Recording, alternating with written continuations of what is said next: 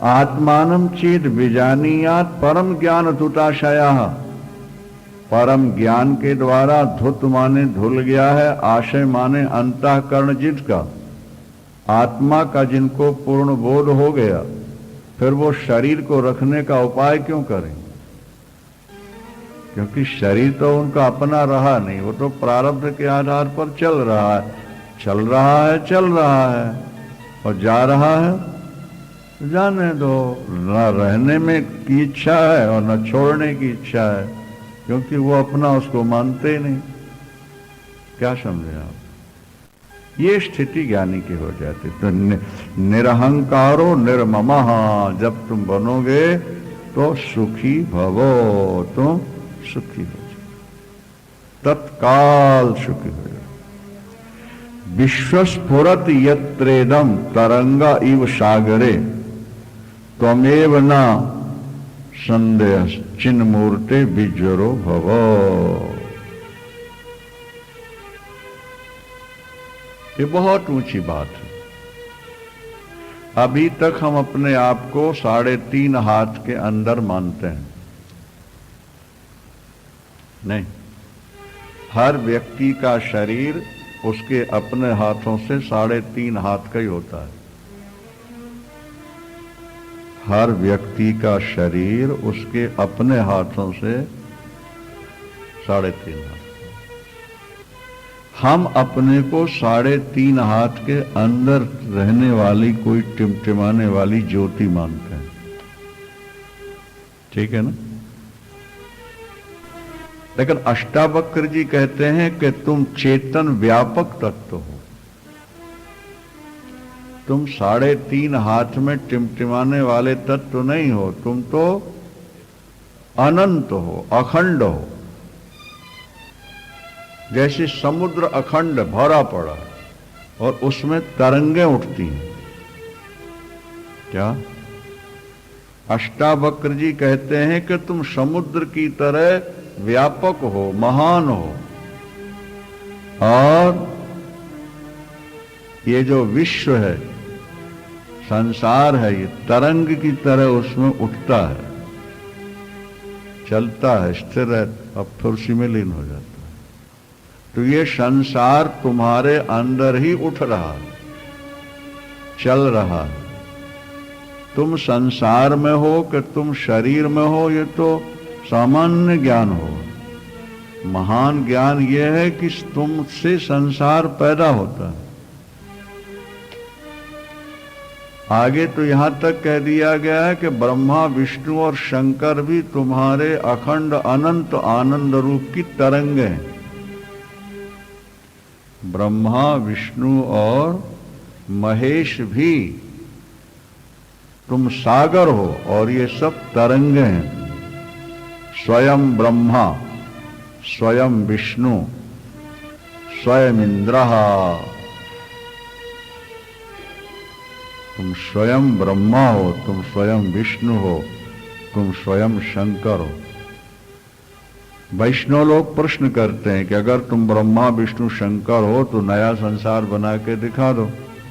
तो वेद व्यास जी ने उसमें लिखा ब्रह्म सूत्र में कि जगत व्यापार वर्ज्यम।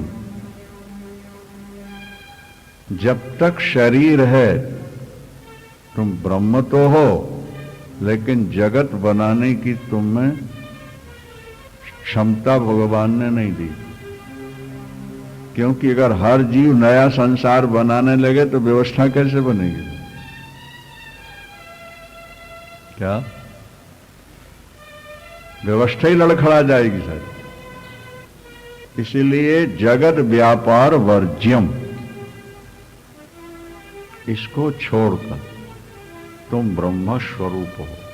माने तुम पीछे होकर के अपने उस स्वरूप में बैठ जाओ, चिदाकाश में, व्यापक स्वरूप में अपने स्थिर हो जाओ।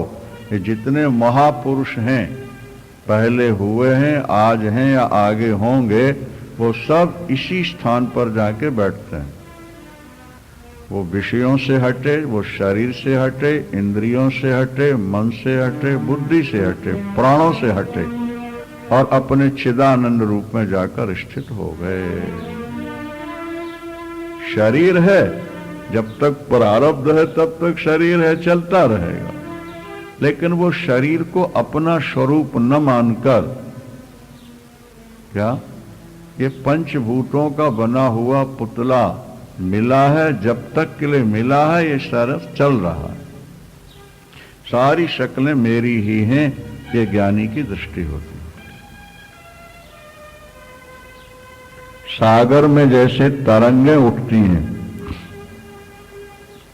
तत्त्वमेव न संदेह, तुम वही हो, इसमें किसी प्रकार का संदेह नहीं है। चिन्ह मूर्ते, तुम सच्चिदानंद स्वरूप हो, इसलिए विज्वरो भव, तुम संताप से रहित हो जाओ। श्रद्धत्स्व तात श्रद्धत्स्व नात्र मोहम कुरुष्व भो, ज्ञान स्वरूपो भगवान आत्मा तुम प्रकृते परः। स्पष्ट तो कह दिया, श्रद्धत्स्व तात श्रद्धत्स्व। बेटा इस बात पर विश्वास करो, श्रद्धा करो जो मैं कह रहा हूं। एक शब्द को 2 बार कहने का मतलब है कि वो जोर दिया जाए। श्रद्धत्स्व तात श्रद्धत्स्व, बेटा हे तात, जो हम कह रहे हैं उस पर श्रद्धा करो, उस पर विश्वास करो। नात्र मोहम कुरुष्व भो, इसमें तुम किसी प्रकार का संशय नहीं करना। जो मैं कह रहा हूं उसमें किसी प्रकार का, बोलो, नात्र मोहम कुरुष्व भो। संसार में मोह नहीं करना। ये संसार तुम्हारा नहीं है, तुम संसार के नहीं हो। फिर क्या हो? बोले ज्ञान स्वरूपो भगवान आत्मा तुम जो हो वो ज्ञान स्वरूप भगवान ही हो, आत्मा ही हो। तुम प्रकृति परा, तुम प्रकृति से पर हो। प्रकृति की तुम्हारे तक पहुंच नहीं। बड़ी सुंदर बात है, बादल सूर्य से बनते हैं, सूर्य को ढकते भी हैं, लेकिन सूर्य तक पहुंच नहीं पाते, क्योंकि सूर्य तो 7 करोड़ मील ऊपर है और बादल 2 मील पर है। यहां से बादलों की उत्पत्ति कहां से होती है? सूर्य से। बादल क्या करते हैं? सूर्य को ढकते हैं, लेकिन बादल सूर्य तक पहुंच नहीं पाते। ये माया किससे बनी है? चेतन से। इस माया ने क्या किया? चेतन को ढक दिया, लेकिन ये माया चेतन तक पहुंच नहीं पाती है। इस माया का चेतन तक प्रवेश नहीं। तुम प्रकृति परः, तुम प्रकृति से पर हो, ऊपर हो। प्रकृति वहां तक पहुंचे ही नहीं सकती। इसलिए मेरी बात पर विश्वास करो, ऐसा अष्टावक्र जी कहते हैं। ज्ञान स्वरूपो भगवान आत्मा त्वम प्रकृति परा, तुम प्रकृति से पर हो, तुम आत्मा हो, तुम भगवान हो और तुम ज्ञान स्वरूप हो। अब थोड़ा रिवर्स होना सीखो ना भाई। गाड़ी तो रिवर्स कर लेते हो आप, थोड़ा मन को भी रिवर्स करो, अपने चित्त को रिवर्स करो थोड़ा। पहले प्रकृति से हटाओ और धीरे धीरे पीछे लेते आओ, और हटते हटते हटते अपने स्वरूप में जाके बैठ। जैसे सुषुप्ति में तुम अपने स्वरूप में चले गए, इसी तरह जागृत में भी तुम अपने स्वरूप में बैठना सीख लो। प्रश्न है कि अगर सुषुप्ति में परमानंद मिला, आत्मा मिल गई, तो फिर जीव वापिस कैसे लौट आता है? उसका उदाहरण दिया है कि देखो भाई, घड़े में पानी भरा है, और घड़े में को रस्सी से बांधा उस या बाल्टी को और ले जा करके डुबा दिया समुद्र में, और फिर रस्सी को खींचा तो बाल्टी फिर खींचकर बाहर आ जाती और उसका पानी भी बाहर आ जाता है। यदि रस्सी कट जाए तो फिर वो बाहर नहीं आएगा, एक रूप हो जाए। तो प्रारब्ध की डोर से हम बंधे हुए हैं, इसलिए निद्रा में हम अपने स्वरूप में जाते हैं, लेकिन प्रारब्ध की डोर हमको खींचकर बाहर निकाल लाती है। और जिस दिन हमारी प्रारब्ध की डोर कट जाएगी फिर हम वहां जाकर वापिस नहीं लौट सकते। उसके साथ एक निद्रा भी एक प्रकार से स्वरूप की उपलब्धि ही है, केवल प्रारब्ध जुड़ा हुआ है और निद्रा का बीच में पर्दा है, बस। बाकी हम वहीं जाके विश्रांति पाते हैं। एक बुलबुल चिड़िया होती है, गुरुदेव सुनाया करते थे कि लखनऊ के नवाब बुलबुल चिड़िया के पैर में धागा बांध देते हैं, एक छोर, और दूसरा छोर अपने हाथ में अंगुली में एक लकड़ी बांधे रहते हैं, उसमें बांध देते हैं, और वो बुलबुल चिड़िया उड़ती है। जैसे पतंग उड़ाते हैं ना, ऐसे वो उड़ती है। और उड़ते उड़ते जब थक जाती है, वो ऐसी जगह उड़ाते हैं जहां पेड़ पौधे ना हो।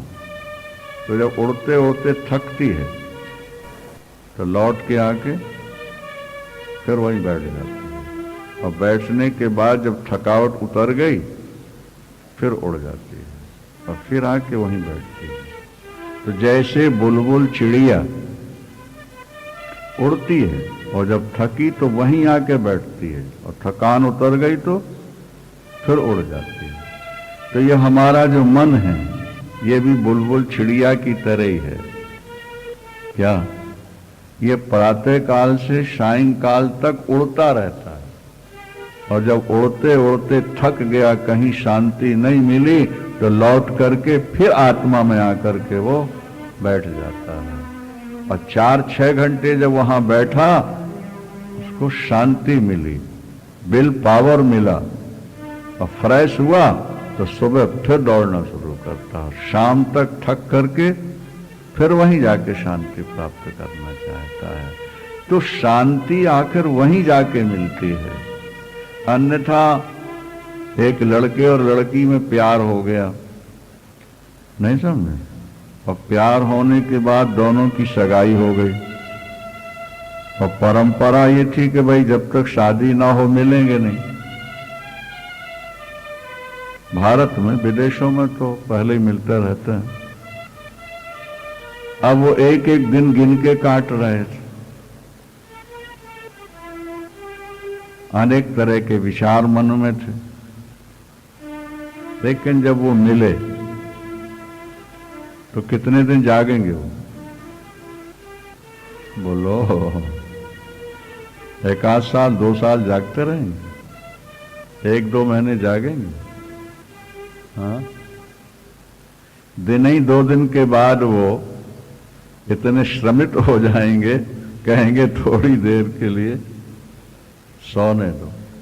तो हमारे शास्त्र कहते हैं कि जिसे पाने के लिए वर्षों प्रयास किया, उसके मिलने पर उसे छोड़कर नींद में क्यों जाते हो? अगर भोगों में ही आनंद है और भोग तुम्हें मिले तो भोग छोड़ के नींद में क्यों जाते हो?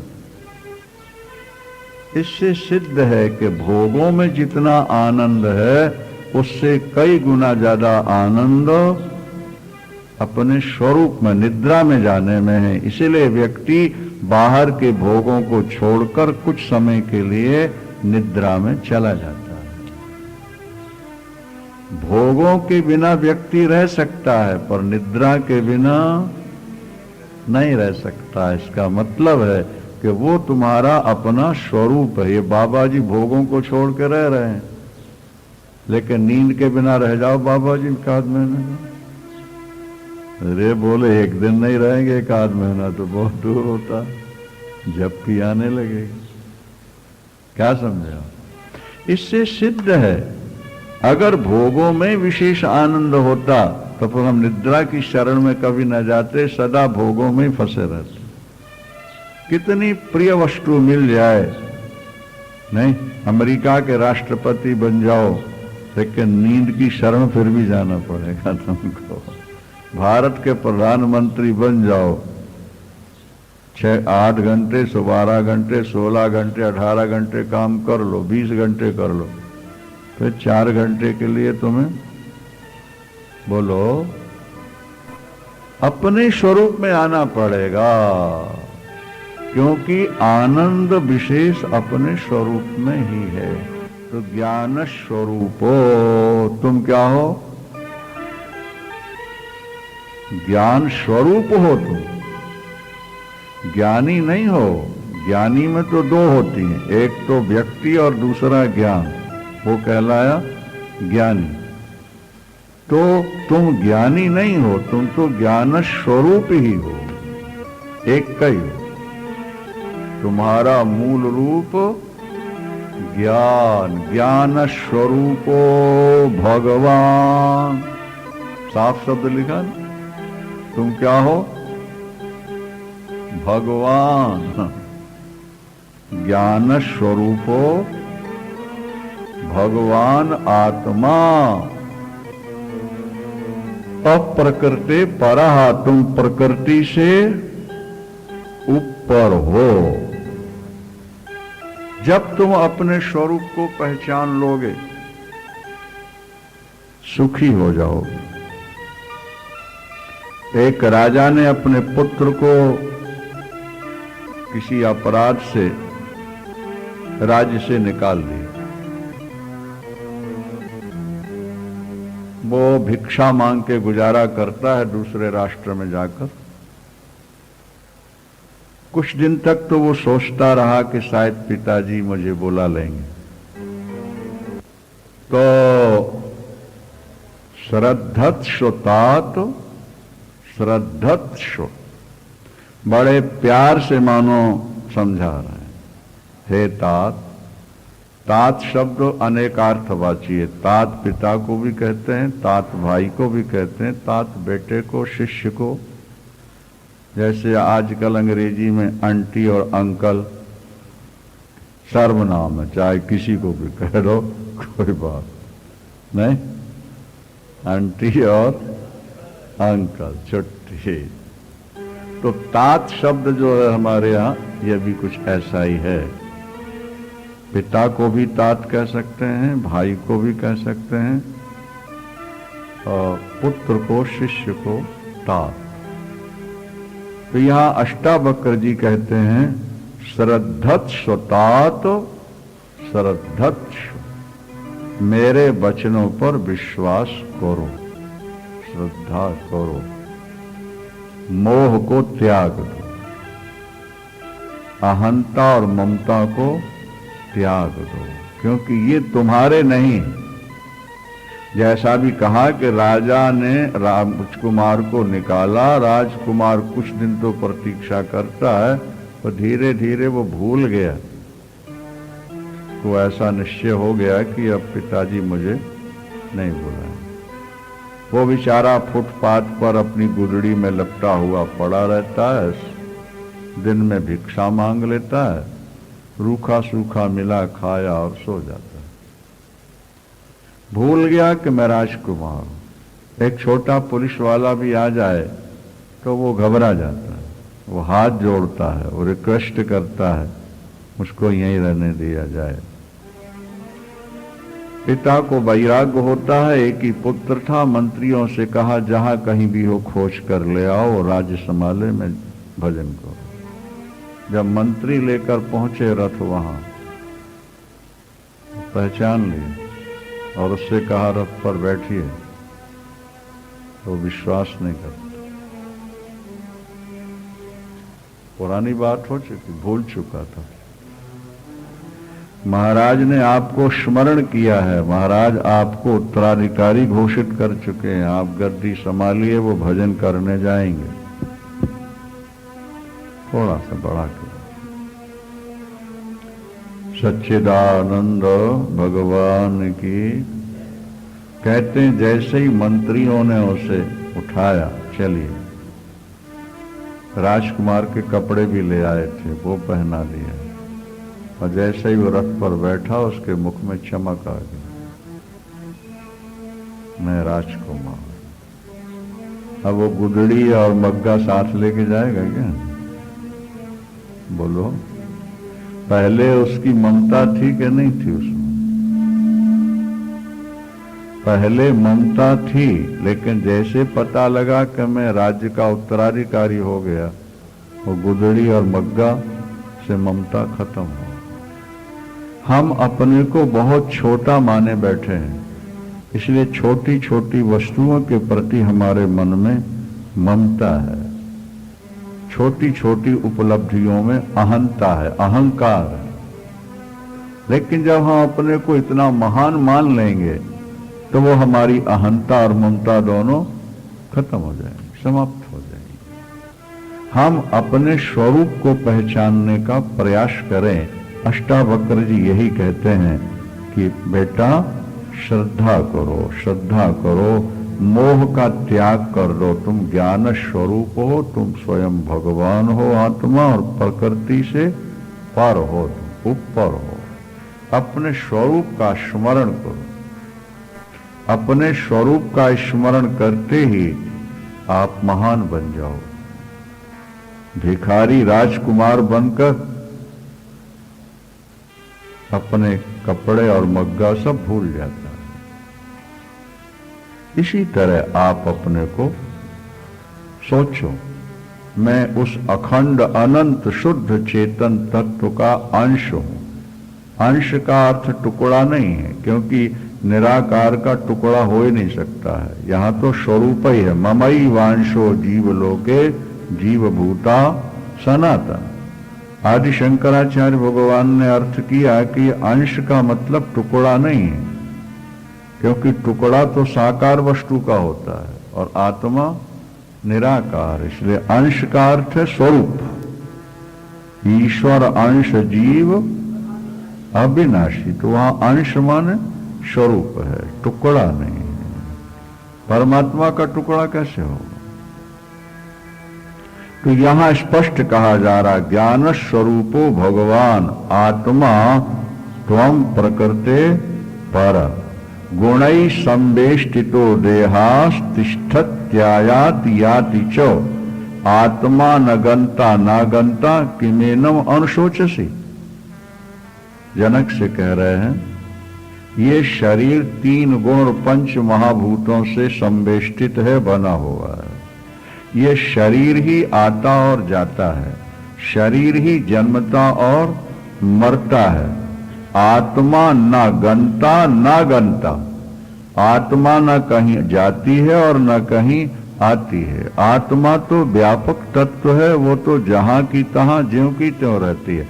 जैसे बादल आते हैं और जाते हैं, लेकिन आकाश जहां का तहां ज्यों का त्यों रहता है। आकाश में आना जाना नहीं है, आकाश तो व्यापक तत्व अपने में स्थित है। वो बादल आते जाते हैं। तो आत्मा को समझ लो आप आकाश, और शरीर को समझ लो बादल। जैसे बादल आए, गरजे बरसे और गए, शरीर भी आया, प्रकृति से बना हुआ, अपना प्रभाव दिखाया और चला गया। तो शरीर तो आते जाते हैं, आयाति और याति चो। आत्मा न गंता न गंता, आत्मा न जाने वाला है और न आने वाला है। इसलिए क्यों सोच करते हो? गीता में भगवान कृष्ण ने यही कहा, न जायते म्रियते वा कदाचित। आत्मा का कभी जन्म नहीं, आत्मा की कभी मृत्यु नहीं। न जायते म्रियते वा कदाचित नायम भूत्वा, ये पहले कभी पैदा हुआ ऐसा नहीं है। भविता, आगे होगा ऐसा भी नहीं है। न ये कभी पैदा हुआ है न होगा।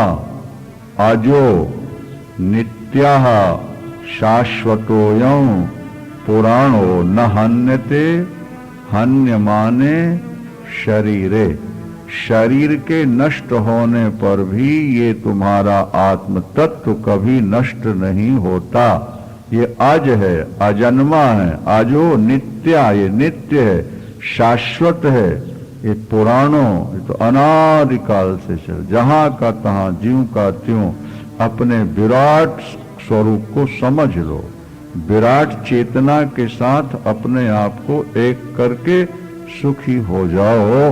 ये अष्टावक्र जी जनक को सुना रहे हैं। देहस्तिष्ठतु कल्पांतम, ये श्लोक है, ध्यान रखें।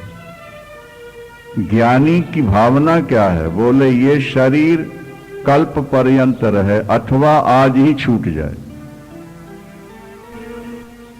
ना तो ये इसको रखना चाहता है, ना इसको छोड़ना चाहता है, क्योंकि शरीर के रहने से आत्मा का कोई लाभ नहीं है और शरीर के जाने से आत्मा की कोई हानि नहीं है। 7 दिन भागवत सुना के जब सुखदेव जी जाने लगे तो जजमेंट, फैसला दे गए, निर्णय दे गए कि तुम ब्रह्म हो। किसको? परीक्षित। पहले तो बड़ी बड़ी कथाएं सुनाई, सुंदर सुंदर इतिहास सुनाए, और फिर भगवान कृष्ण की मधुर मधुर लीलाएं भी सुनाई। पर जब जाने लगे तो जाते जाते कह गए अहम ब्रह्म। ये अंतिम प्रवचन है महाराज परीक्षित, सुखदेव भगवान। अहम ब्रह्म, मैं ब्रह्म हूं, परम धाम ब्रह्मा हम परमं परम, न जाता प्राग भूतो द्यो देहवत्तुम न नक्षसी। तुम पहले कभी पैदा हुए नहीं, तुम कभी मरोगे नहीं। जैसे घट के फूटते ही घटाकाश महाकाश हो जाता है, और घटाकाश जब कहते हैं तब भी वो महाकाश ही होता है। क्या घटाकाश क्या महाकाश से अलग हो जाता है, कट जाता है? उस समय भी वो महाकाश ही है जब उसे घटाकाश कहा जा रहा। घट की उपाधि के कारण उसको घटाकाश कहा, और घट का जैसे ध्वंस हुआ, घट जैसे फूटा, उसको महाकाश कहने लगे। तो शरीर के रहते ही तुम जीवात्मा और महात्मा कहला रहे हो, लेकिन जिस समय तुम जीवात्मा कहला रहे हो उस समय भी तुम ब्रह्म ही हो। जिस समय घटाकाश को हम घटाकाश कह रहे हैं उस समय भी घटाकाश, बोलो, महाकाश ही है। इसी तरह हम अपने को जीव कह रहे हैं, लेकिन हम जीव नहीं हैं, हम अहम ब्रह्मो। महाराज परीक्षित अब बोल, क्योंकि सुखदेव भगवान तो परमहंस थे ना। उपासना की दृष्टि से आप जीव हो और वो ईश्वर है। आप उनके भक्त हो, वो आपके प्रियतम है। लेकिन जब तत्व की बात आएगी तो आप दोनों एक। तो फिर हम पूजा पाठ क्यों करें? कहा गया नहीं, जब तक वो अपरोक्ष ना हो जाए तब तक साधना करते रहना। भाई, एक लड़की शहर की गांव में ब्याही गई। हाँ, उसे पता नहीं था कि माखन कहां से कैसे पैदा होता। 10-5 दिन बाद सास ने लाकर दही रख दिया सामने और बोले माखन निकालो, इसमें माखन है, इसमें माखन है, निकालो। इतना कहते माखन निकल आया क्या? बोलो, मंथन तो करना पड़ेगा नहीं? तो गुरु जब आपको सुनाते हैं तो वो परोक्ष ज्ञान कहलाता है। और जब आप अपने चिंतन के द्वारा ब्रह्माकार वृत्ति बनाकर जब आप अपने को योग बना लेते हो, उसका जब अपरोक्ष हो जाता है तब ज्ञान सही कहलाता है। ज्ञान दो तरह का है, परोक्ष ज्ञान और अपरोक्ष ज्ञान। गुरु से सुना, शास्त्र से पढ़ा वो ज्ञान परोक्ष ज्ञान, और जो हमारी वृत्ति में प्रकट हो गया वो अपरोक्ष ज्ञान है। तो ब्रह्माकाराकारित वृत्ति बनाए और उसमें वो प्रकट हो जाए। घटे भिन्ने यथाकाशम आकाशासाद यथा पुरा। शुक्रदेव भगवान ने कहा कि घट में रहता हुआ भी आकाश महाकाश ही था, और घट फूटते ही जैसे वो महाकाश हो गया, इसी तरह देह के नष्ट होते ही तुम उसके स्वरूप ही हो। इसलिए परीक्षित उसके साथ एक हो जाओ। और लिखा हुआ है, फिर महाराज परीक्षित उसी ध्यान में बैठ गए और शरीर से ऊपर उठ गए, अखंड के साथ एक। तक्षक ने आके काटा, कीड़ी काटने जैसा भी कष्ट नहीं हुआ, क्योंकि वो पहले ही ब्रह्मीभूत हो चुके थे। गुरु के उपदेश से, ध्यान के द्वारा वो पहले ही ब्रह्म के स्वरूप हो चुके थे। फाइल की ज्यादा कीमत नहीं होती है, जजमेंट की ज्यादा कीमत होती है। क्या?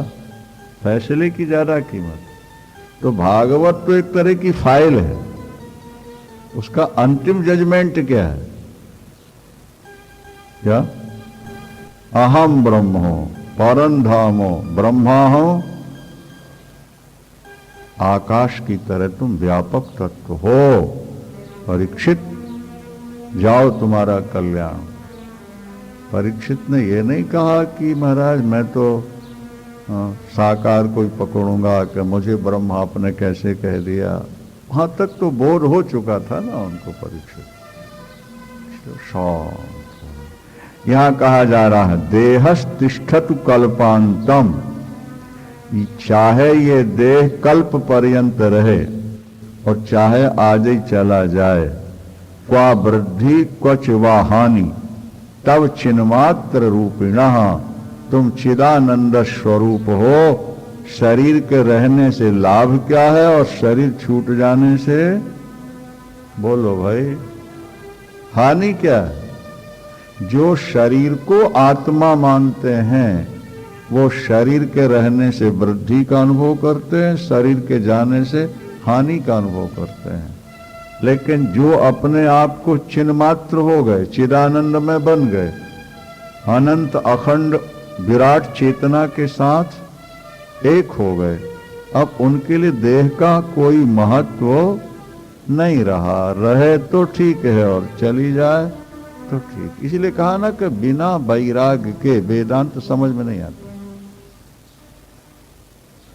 महाराज परीक्षित को वैराग्य हो गया था। जब बैठे कथा सुनने के लिए, अनेक ऋषि महर्षि आए और ऋषियों महर्षियों ने कहा कि आप चाहो तो हम तक्षक को वापस लौटा देते हैं, आप चाहो तो हम आपको लंबी आयु दे सकते हैं। उन्होंने कहा नहीं। यदि उनका परिवार में राग होता तो वो सोचते कि लंबी आयु दे रहे हैं, ले लें, परिवार के साथ कुछ समय और रह लें। नहीं भाई, देवता अमृत कलश लेकर के आए और उन्होंने कहा परीक्षित को पिला दीजिए, ये अमर हो जाएंगे और हमें भागवत सुना दीजिए। तो परीक्षित कह सकते थे कि गुरुदेव अमृत पी के अमर हो जाऊं फिर सैकड़ों भागवत सुन लूंगा। इस समय जो वैराग्य जागा हुआ है मुझे, वही असर डाले। सूखी मिट्टी में पानी डालो, रेत में डालो, अंदर धंस जाता है, और गीली मिट्टी में पानी डालो, बह जाएगा।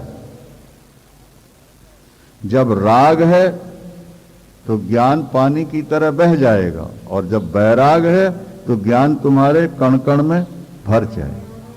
इसलिए वेदांत का वाक्य है, उस पर ध्यान देना है आपको। मनोनाश और वासना क्षय,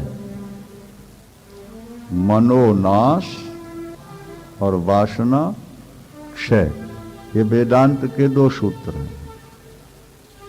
तुम वेदांत श्रवण के अधिकारी तभी हो, वेदांत के का तत्व तुम्हारे अंदर तभी प्रकट होगा जब तुम्हारा मनोनाश हो जाए और वासना क्षय हो जाए। वासना का लेश भी तुम्हारे अंदर न रहे, क्या समझा? और मन का उन्मनी भाव हो जाए, मन में संसार के विचार उठना बंद हो जाएंगे, तब वेदांत का अर्थ तुम्हारे अंदर प्रकट होगा। देहस्तिष्ठतु कल्पांतम गच्छत्यद्य अद्यैव वा पुनः क्व वृद्धि क्वच वा हानिस्तव चिन्मात्र रूपिणा। तुम तो चिदानंद स्वरूप हो, चैतन्य रूप हो, इसलिए शरीर रहे तो और शरीर चला जाए तो कोई फर्क नहीं। तुम कौन हो? बोले त्वयि अनंत महाम्भोध हो, तुम अनंत महासमुद्र हो,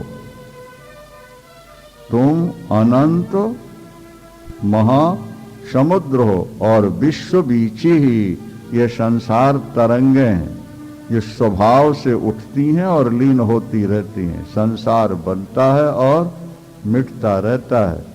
संसार के बनने से तुम्हारी कोई वृद्धि नहीं और संसार के मिटने से तुम्हारा कोई क्षय नहीं। उदेतु वास्त मायातु नते वृद्धिर नवा क्षति, नते वृद्धिर नवा क्षति। तू महासागर है, अनंत समुद्र है, चेतन तत्व है तू, और चेतन में ही ये विश्व रूपी तरंगें उठती रहती हैं, लीन होती रहती, उठती रहती। अब ये संसार बन गया तो तेरी कोई वृद्धि नहीं, और डूब गया तो तेरा कोई नुकसान नहीं, क्योंकि तू तो अनंत समुद्र है, चेतन तत्व है, चैतन्य रूप है। जब हम अपने उस रूप को समझ लेंगे तो जहां संसार का उदय होना और मिटना, कोई वृद्धि और हानि नहीं, वहां 1-2 बच्चे छूट जाएं तो फिर क्या समस्या है?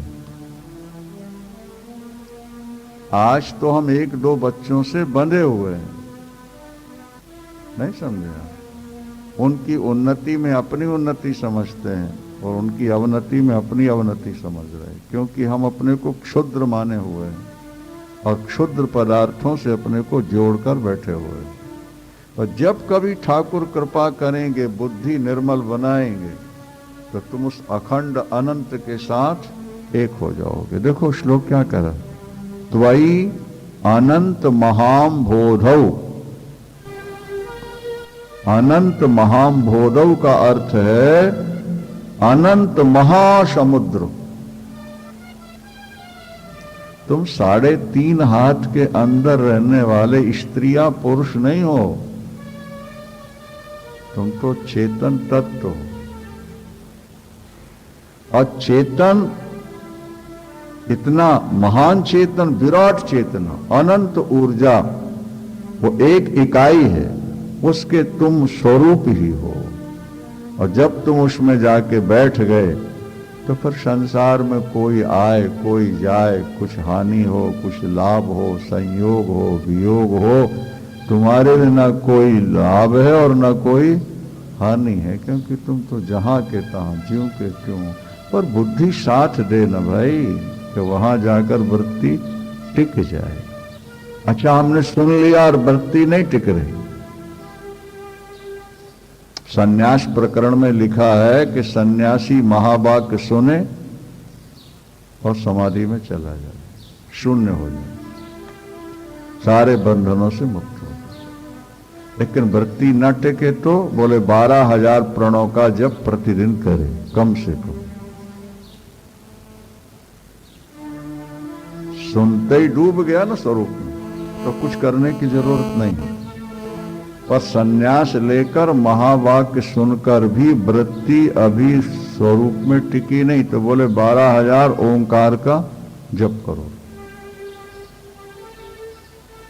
इसी तरह आप लोग सुन रहे हो, अगर सुनकर वृत्ति वहां टिक जाए तो फिर कुछ करने की जरूरत नहीं है तुम्हारी, सब समाप्त।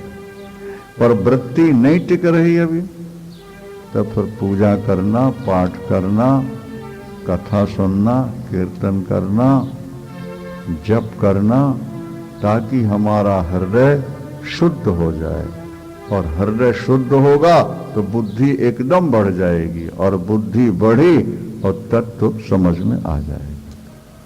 भाई देखो, दूध और पानी मिला के कटोरे में रख दो और कौवा, कबूतर, गीद, मोर, दुनिया भर के पक्षी बुला लो और कहो अलग कर दो। दूध पानी को अलग करो, नहीं कर सकते। हंस को बुला लो, दूध दूध पी जाएगा, पानी पानी छोड़ दो। एक बूंद दूध नहीं छोड़ेगा, एक बूंद दूध पानी नहीं पिएगा।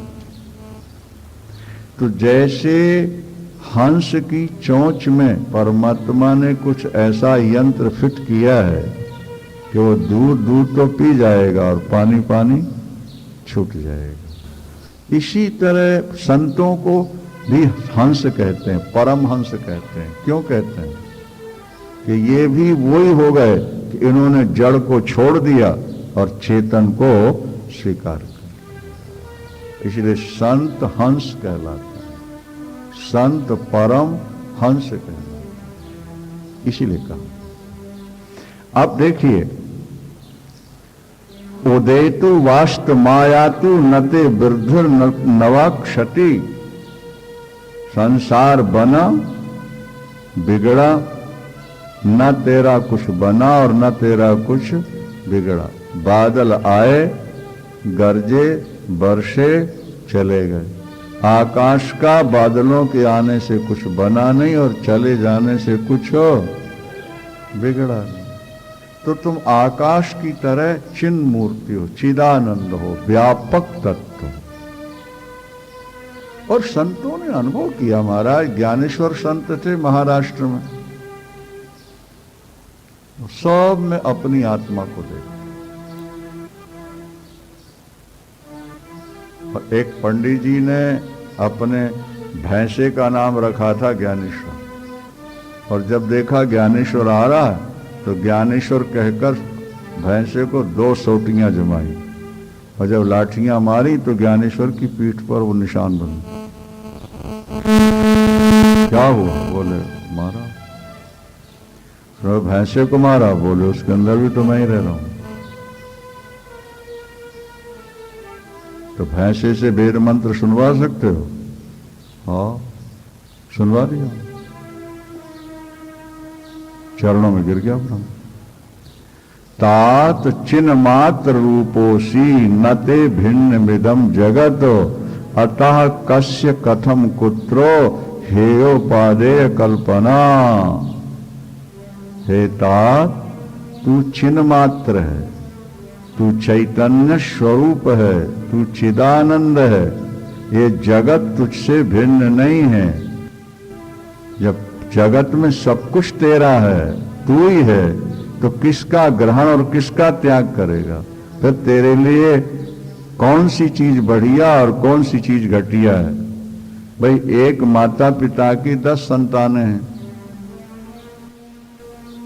तो दूसरों की दृष्टि में तो कोई ज्यादा प्यारा लगेगा, कोई कम लगेगा। किसी में गुण ज्यादा दिखेंगे, किसी में कम दिखेंगे, लेकिन माता के अंदर सब एक से दिखेंगे। उसका तो प्यार सबसे होगा, क्योंकि मेरे हैं। तो अष्टावक्र जी कहते हैं कि ये जो संसार दिख रहा है, ये तुम्हारे अंदर ही जैसे स्वप्न का जगत बना था, ऐसे बाहर भी जगत बन गया है। जैसे स्वप्न का जगत स्वप्न दृष्टा से भिन्न नहीं होता। स्वप्न का जगत स्वप्न दृष्टा से, इसी तरह ये संसार तुमसे भिन्न नहीं है, ये तुम्हारे अंदर ही बना हुआ है। नहीं समझे आप? क्योंकि ब्रह्मा के अंदर भी तुम ही हो, विष्णु के अंदर भी तुम हो, और शंकर के अंदर भी चेतन रूप से तुम ही हो। और उन्होंने संसार बनाया तो तुम्हारा ही संसार कहलाया ना, क्योंकि तुम और वो दोनों एक हो। इसलिए तात चिन्मात्र रूपोषी न ते विश्वमिदम जगत भिन्न मिदम जगत। ये संसार तुझसे भिन्न नहीं है, ये संसार तेरा ही स्फुरण है, ये तेरा ही रूपांतरण है। फिर यहां अपना और पराया, अच्छा और बुरा, ग्रहण और त्याग किसका करेगा? आगे कहते हैं, एकस्मिन् अव्यये शांते चिदाकाशे मले त्वयि कुतो जन्मो कुतः कर्मो कुतो अहंकार एव च। जनक, एक अव्यय तत्व है, निर्मल अविनाशी शांत और चैतन्य तत्व जो आकाश रूप है, तू वही है। फिर तेरा कहां का जन्म और कहां के तेरे कर्म और कहां तेरा अहंकार? कुछ लोग ऐसे मिलते हैं जो बहुत धनवान हैं, बहुत दान करते हैं और निरभिमानी भी होते हैं। कुछ लोग हैं थोड़ा पैसा पाया है, थोड़ा सा दान करेंगे तो अभिमान बड़ा पाओगे। बुद्धि जब निर्मल होती जाएगी तो अहंकार आपका लीन होता जाएगा। क्या समझे? एक बहुत बड़े संत हमें कहीं मिले, हमने कहा महाराज आप यहां कैसे? आप तो इतने बड़े संत हैं, सेवक को भेज देते हैं आप कोई विशेष जगह थी। उन्होंने कहा मुझको लगता ही नहीं कि मैं बड़ा हूं, शरीर मेरा है और मुझे कोई बड़ा पद प्राप्त है इसका मुझको ध्यान ही नहीं रहता। मैं तो ये सोचता हूं सब एक बराबर है, सब एक से है, इसलिए कहीं भी चला जाता हूं, कहीं भी बैठ जाता हूं, छोटा काम भी सामने आ जाए तो कर देता हूं। अहंकार में अकड़ है, अहंकार में क्रोध है, और जब अहंकार आपका गलने लगेगा तो आपका क्रोध गलेगा, आपकी अकड़ भी खत्म होगी और फिर कुछ भी करते रहोगे, ऐसा नहीं लगेगा कि मैंने ऐसा किया। इसलिए यहां लिखा हुआ है कुतो जन्मो कुतः कर्मो और कुतो अहंकार एव च। फिर अहंकार किसको लेकर करो, समझने की कोशिश करें ना आप लोग। जब सारा ब्रह्मांड मेरा ही है, मैं ही हूं, तो फिर अहंकार के लिए जगह कहां रहेगी? अहंकार तो वहां होता है जहां हमारे सामने कोई दूसरा होता है। नहीं समझे आप? भाई कोई मारुति में जा रहा है और कोई मर्सरीज में जा रहा है, तो मर्सरीज वाले को अभिमान हो सकता है कि मेरी कार उससे बढ़िया है, मैं उससे ज्यादा धनवान हूं। नहीं समझे आप? पर जहां सब मारुति एक की है, सब की सब मर्सरीजी वाले हों, तो फिर मर्सरीज का अभिमान कहां रहेगा? जब सबके पास मर्सरीज गाड़ियां हैं, बोलो, तो अभिमान कहां रहेगा? कोई अरबपति है और कोई करोड़पति है, कोई कंगाल है, तो अरबपति को करोड़पति और कंगाल को देख के अभिमान होगा, लेकिन जहां सभी अरबपति हों, बोलो, तो फिर अभिमान कैसे होगा? द्वैत में अहंकार है, द्वैत में ही कर्म है और द्वैत में ही बंधन है। और जहां अद्वैत है, ना वहां कर्म है, ना वहां बंधन है और ना वहां अहंकार। सबसे मुक्ति मिल जाएगी जब तुम एक अनंत ऊर्जा को देखना शुरू कर दोगे। वो अनंत ऊर्जा मैं हूं, वो मेरा स्वरूप है। अभी शादीलाल जी ने एक दिन हमसे पूछा, बोले जब हम कहते हैं कि मैं ब्रह्म हूं, तो मैं अलग हो गया, ब्रह्म अलग हो गया, फिर मैं ब्रह्म कैसे हुआ? तो हमने कहा भाई, अगर बर्फ ये कह दे कि मैं जल हूं, बर्फ ये कह दे कि मैं, इसमें अतिशयोक्ति क्या है, अनुचित क्या है?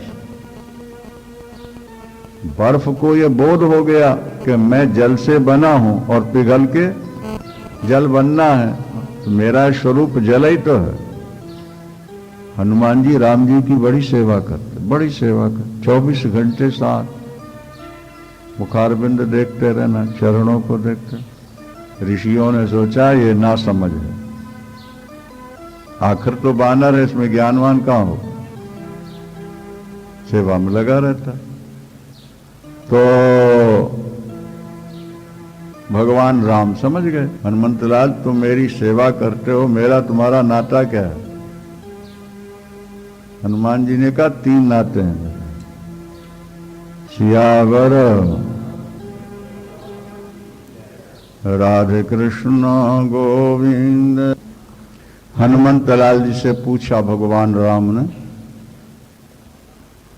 हमारा तुम्हारा नाता क्या है? हनुमंतलाल जी ने कहा 3 नाते हैं।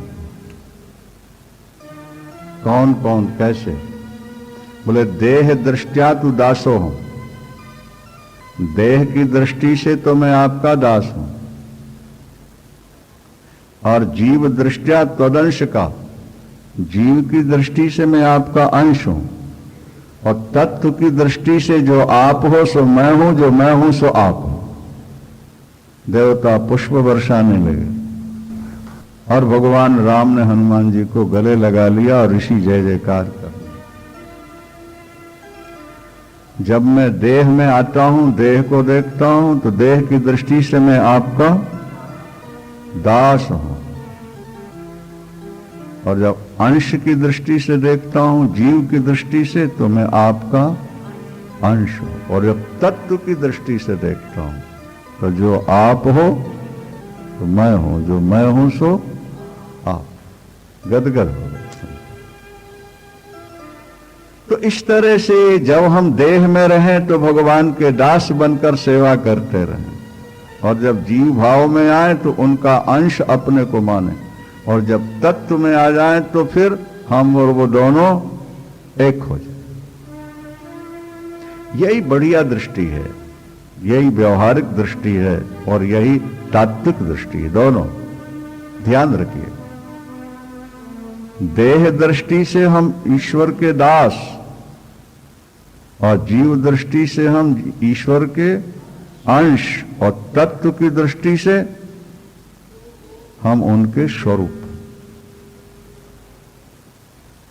एकस्मिन अव्यये शांते चिदाकाशे मले त्वयि, 13वां श्लोक है ना। एकस्मिन अव्यये, तुम एक हो और तुम्हारे से ही सब कुछ बना हुआ है, ठीक है ना। तो फिर कहां तुम्हारा जन्म, और कहां तुम्हारा कर्म, और कहां तुम्हारा अहंकार? सब विलीन हो गया, क्योंकि तुमसे भिन्न कुछ रहा ही नहीं। तो फिर कर्म कहां करोगे, और फिर अहंकार किस वस्तु को लेकर के करोगे? यत् तुम पश्यसि तत्रैकः त्वमेवो प्रतिभाषते, किम पृथक भाषते स्वर्णात् कटकांगद नूपुरम। बहुत अच्छी बात। महाराज जनक को सावधान कर रहे हैं। अष्टावक्र जी कहते हैं, राजन तुम जो देख रहे हो, क्या तुम्हें जो दिख रहा है वो तुम ही हो। तुम जिसे देख रहे हो वो तुम ही हो, तुमसे भिन्न कुछ नहीं है। इसे कैसे समझोगे? दृष्टांत से समझो। स्वप्न आया, स्वप्न में तुम्हें अपना प्यारा मिला नहीं, और तुम उसे गौर से देख रहे हो, तो स्वप्न में जो तुम्हारा प्यारा तुम्हें दिखा मिला वो तुमसे भिन्न है कि एक रूप है? बोलो। क्योंकि स्वप्न में तुम्हारे अंदर ही वो तुम्हें दिखा है, तो स्वप्न ने तुमको दो रूप में परिणित कर दिया, एक तो दृष्टा बना दिया और दूसरा दृश्य बना दिया। ठीक है। जैसे गुरु नानक देव जी महाराज ने कहा कि आप है घट, आप है अमृत और आप है पीवन हारा। आप है घट, आप है अमृत, आप है पीवन हारा। वही घड़ा है, वही अमृत है और वही पीने वाला। आप इसी दृष्टांत से समझ लो। स्वप्न में आप चाय पी रहे हो या दूध पी रहे हो, तो चाय की प्याली या दूध का गिलास आपसे भिन्न है? बोलो। उसमें जो दूध या चाय है वो आपसे भिन्न है? घट भी आप, उसकी चाय भी आप, दूध भी आप और पीने वाले भी आप ही हो। क्या?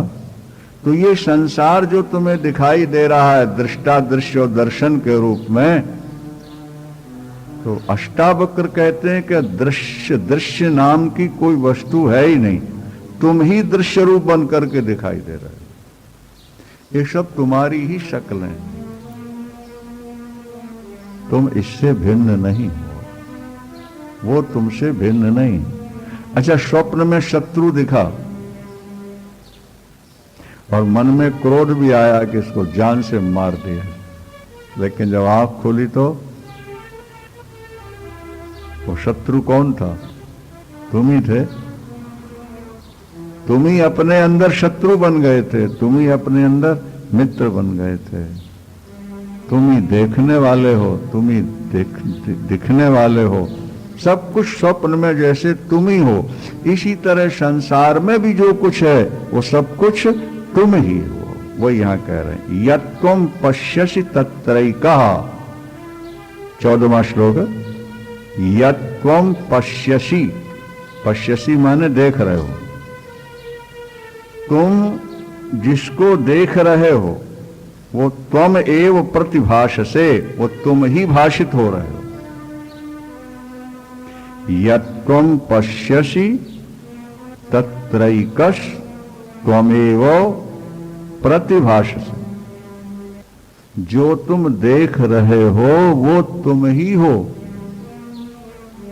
उदाहरण दिया जा रहा है, यथा पृथक भाषते स्वर्णात् कटकांगद नूपुरों। हार बनाया, कंगन बने, पायलें बनी, क्या वो स्वर्ण से पृथक हैं? स्वर्ण ने ही हार, कंगट और नूपुर का रूप ले लिया है, और आग में डाल दो सोना का सोना है।